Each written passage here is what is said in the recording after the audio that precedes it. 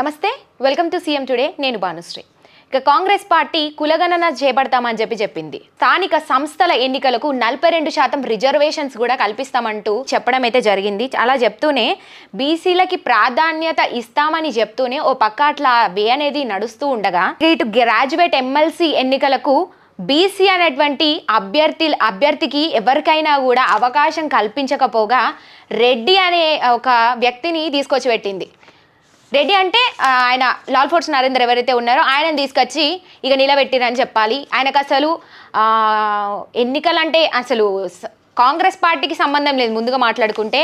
అసలు అదేవిధంగా రాజకీయాలకి సంబంధం లేనటువంటి వ్యక్తి, అలాంటి ఒక వ్యక్తిని తీసుకొచ్చి ఇక నిలబెట్టిరని చెప్పాలి. సో ఇది చెప్పుకుంటూ పోతే ఇది ఒక బిగ్గెస్ట్ డిజాస్టర్ అనే చెప్పుకోవచ్చు మనం. ఇక at the same time Congress పార్టీలో కూడా ఒక సమన్వయ లోపం కూడా చోటు చేసుకుందని చెప్పాలి. ఎందుకంటే ఎవరినో ఒకరిని పట్టుకొచ్చి వాళ్ళని తీసుకొచ్చి వాళ్ళ నెత్తి మీద పెట్టి ఇక నువ్వు ఖచ్చితంగా మీరు గెలవాల్సిందే, గెలిపించాల్సిందే అంటూ కూడా పదే పదే కొత్త వ్యక్తులను తీసుకొచ్చి పెట్టడము, ఇట్లా రుద్దడం అనేది కాంగ్రెస్ పార్టీలో ఉన్నటువంటి నాయకుల్లో కూడా కార్యకర్తల్లో ఇది ఒక చర్చకు దారి తీసిందని చెప్పొచ్చు వాళ్ళకి. ఇక ఇవన్నీ పక్కన పెడితే ఇదంతా చూస్తే పార్టీలో ఏమైందంటే మరి మేము ఇన్ని రోజులు కూడా పార్టీ కోసం కష్టపడ్డ వాళ్ళం ఉన్నాం, మరి మేమేమైపోవాలి, మా గురించి ఏంటి, మాది పరిస్థితి ఏంటంటే కూడా ఇక చాలామంది మాట్లాడుతున్నటువంటి పరిస్థితి. ఇక కాంగ్రెస్ పార్టీలో ఒక అనిశ్చితి ఏర్పడిందని చెప్పాలి మనం. ఇక వాళ్ళ దాంట్లో ఉన్నటువంటి ఎమ్మెల్యేలు ఏదైతే ఈ యొక్క 4 కాన్స్టిట్యున్సీ గ్రాడ్యుయేట్ కాన్స్టిట్యున్సీ నుంచి చెప్పుకుంటూ పోతే 4 గ్రాడ్యుయేట్ కాన్స్టిట్యున్సీస్ ఏవైతే ఉన్నాయో మెదక్, నిజామాబాద్, ఆదిలాబాద్, కరీంనగర్, ఇక్కడ 23 మంది ఎమ్మెల్యేలు ఉన్నారు, 4 మంత్రులు కూడా ఉన్నారని చెప్పాలి. అయినప్పటికీ కూడా కాంగ్రెస్ పార్టీ గెలవకపోవడానికి గల కారణాలు ఏవైతే ఉన్నాయో కమ్యూనికేషన్ గ్యాప్ అని చెప్పాలి. ముఖ్యంగా అయితే డైరెక్ట్గా అయినా అధిష్టానం నుంచి నియమించి ఎవరికి చెప్పకపోగా ఎవరి నుంచి కనీస అభిప్రాయం లేకపోవడం అనేది కూడా ఇవన్నీ కారణాలు కూడా కనిపిస్తున్నాయని చెప్పుకోవచ్చు. ఇక హైలైట్ ఏంటంటే రేవంత్ రెడ్డి ఏం చెప్పిండు ప్రచారంలో, నరేందర్ రెడ్డి అనేటువంటి అభ్యర్థి గెలిచినా గెలవకపోయినా ప్రాబ్లం లేదు, మాకు ఎలాంటి ప్రమాదం చోటు చేసుకోదంటూ కూడా ఆయన చెప్పడం జరిగింది. ఇక ఇవన్నీ కలగలిపే కారణాలతోనే నరేందర్ రెడ్డిని ఇలా ఓడగొట్టిరని చెప్పుకోవచ్చు. ఇక మనం బీసీ గురించి కూడా మాట్లాడుకునే ప్రయత్నం చేద్దాం.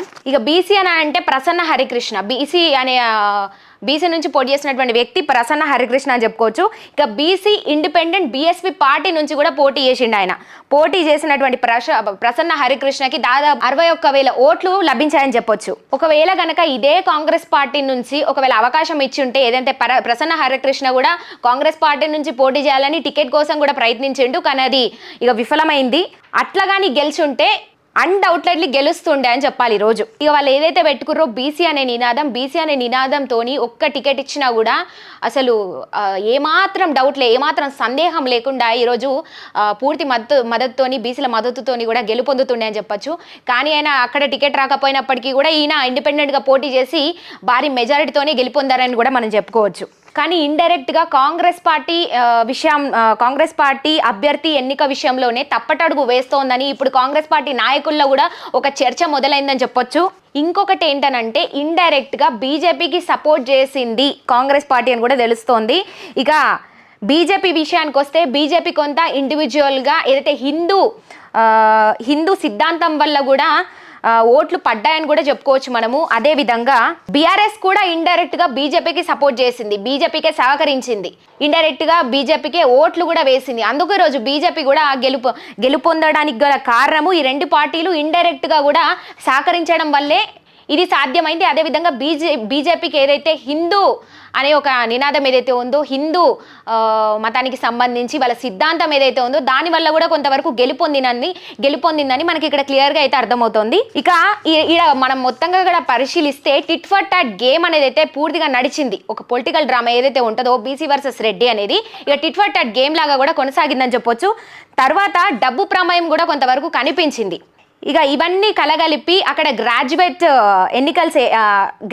ఎన్నికలు ఏదైతే ఉందో దాంట్లో అంజురెడ్డిని కూడా గెలిపించారు అక్కడ ఉన్నటువంటి కాన్స్టిట్యున్సీ వాళ్ళు. అయితే కాన్స్టిట్యున్సీ టీచర్స్ విషయానికి వస్తే కనుక మల్క కొమురయ్యకి పల్లవి మోడల్ స్కూల్ అనేది ఒకటి, దాని తర్వాత ఇంకా చాలా స్కూల్స్ కూడా పూర్తి మద్దతు ఉండడము, అదేవిధంగా చాలా విద్యా సంస్థలు తెలిసి ఉండడము, ఇక ఆయన ఒక విద్యావేత్త కావడం వల్ల కూడా మంచి ధనికుడు కూడా ఆయన, దానివల్ల కూడా కొంతవరకు ఆయనకు మెజారిటీ ఎక్కువ లభించిందనే తెలుస్తోంది. ఇక ఆ తర్వాత సో ఆయన ఫస్ట్లీ అక్కడ ఉన్నటువంటి యూనియన్స్ అంతా కూడా నమ్మారు గట్టిగా, ఆయనకి ఇంకా వేరే ఆప్షన్ లేదు, ఇక పోటీకి రావడానికి కూడా ఎవరు లేరు, ఆయనకి మంచి పలుకుబడి ఉంది, మంచి ధనికుడు, విద్యావేత్త, ఇవన్నీ స్కూల్స్ నుంచి కూడా తెలియడం వల్ల ఖచ్చితంగా ఆయనకి ఇంతమంది సపోర్ట్ ఏదైతే లభించిందో దీనివల్ల ఆయన గెలుపొందేటువంటి అవకాశాలు ఎక్కువగా కనిపిస్తున్నాయని అక్కడ ఉన్నటువంటి యూనియన్స్ అంతా కూడా నమ్మి ఆయన ముందుకు తీసుకొచ్చారు. అక్కడ బీసీ నుంచి మున్నూరు కాపు సామాజిక వర్గం కూడా ఆయనకు మంచి గట్టి సపోర్ట్ని అయితే ఇచ్చారని తెలుస్తోంది. ఇక అక్కడ బీసీ ఫలించింది మొత్తానికి. మనం బీసీ వర్సెస్ రెడ్డి అని ఏదైతే మాట్లాడుకుంటున్నామో ఇదంతా పరిణామాలు ఏ విధంగా చోటు చేసుకున్నాయి, రెడ్డికి ఎట్లా నడిచింది, బీసీకి ఎట్లా నడిచింది అనేది మనకి ఇక్కడ క్లియర్గా అర్థమవుతున్నటువంటి పరిస్థితి. ఇంకా నల్గొండ, ఖమ్మం, వరంగల్కి సంబంధించి బీసీ గురించి మాట్లాడుకుంటే ఇక పింగళి చాపడిన్య అనే ఒక వ్యక్తి గెలుపొందారు. ఇక ఆయన గురించి మాట్లాడుకుంటే ఆయన రెడ్డియే కానీ బీసీ నుంచి గెలుపొందారని చెప్పారు. ఏదైతే బీసీ ఓట్ బ్యాంక్ అక్కడ ఎక్కువగానే కనిపిస్తుంది, దాదాపుగా అక్కడ ఓట్ బ్యాంక్ వచ్చేసి 25 నుంచి 26 వేల ఓట్ బ్యాంక్ అనేది అక్కడ ఉంది. దాంట్లో బీసీలకి ఏదైతే టీచర్స్ ఎమ్మెల్సీ ఎన్నికల నుంచి కూడా ఇద్దరు కూడా 6,000 ఓట్లతో కూడా 6,000 ఓట్ల మెజారిటీ కూడా వాళ్ళకి లభించింది. అంటే ఇక్కడ మనకు తెలుస్తుంది బీసీ ప్రాబల్యం ఎంతవరకు ఉందనేది కూడా మనకి ఇక్కడ క్లియర్గా కూడా కనిపిస్తున్నటువంటి పరిస్థితి. సో ఇది బీసీ వర్సెస్ రెడ్డి మనం మాట్లాడుకున్నది ఏదైతే ఉందో, బీసీ ప్రాబల్యం అనేది మనం ఎక్కడ చూసినా కూడా ఎక్కువగానే కనిపిస్తుంది. ఏదంటే మామూలు విషయం కాదు, 25 నుంచి 25 వేల ఓట్ల బ్యాంక్లో 5 నుంచి 6,000 ఓట్స్ కూడా సంపాదించుకోగలిగారు బీసీ నుంచి. అంటే అక్కడ బీసీ ప్రాబల్యం ఎంతవరకు ఉందనేది కూడా మనం ఇక్కడ క్లియర్గా చెప్పుకోవచ్చు. సో మరిన్ని అప్డేట్స్ కోసం చూస్తూనే ఉండండి సీఎం టుడే.